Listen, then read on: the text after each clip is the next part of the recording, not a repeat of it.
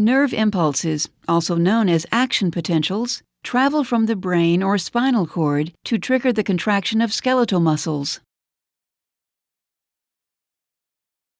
An action potential propagates down a motor neuron to a skeletal muscle fiber. The site where a motor neuron excites a skeletal muscle fiber is called the neuromuscular junction. This junction is a chemical synapse consisting of the points of contact between the axon terminals of a motor neuron and the motor end plate of a skeletal muscle fiber. The events at the neuromuscular junction occur in 7 coordinated steps.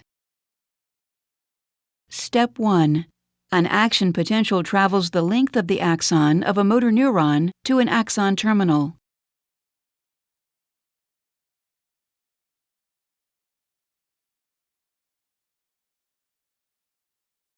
Step 2.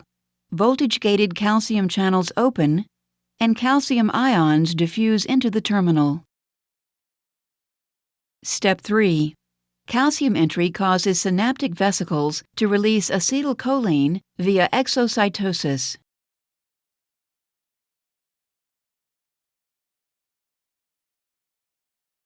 Step 4.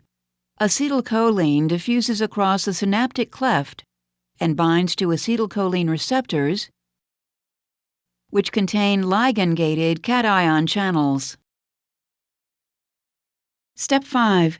These ligand-gated cation channels open. Step 6. Sodium ions, shown here in red, enter the muscle fiber, and potassium ions, shown here in blue, exit the muscle fiber.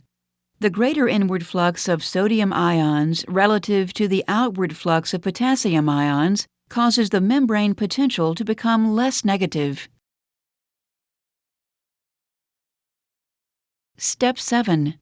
Once the membrane potential reaches a threshold value, an action potential propagates along the sarcolemma. Neural transmission to a muscle fiber ceases when acetylcholine is removed from the synaptic cleft. This removal occurs in 2 ways. 1. Acetylcholine diffuses away from the synapse. 2. Acetylcholine is broken down by the enzyme acetylcholinesterase to acetic acid and choline. Choline is then transported into the axon terminal for the resynthesis of acetylcholine.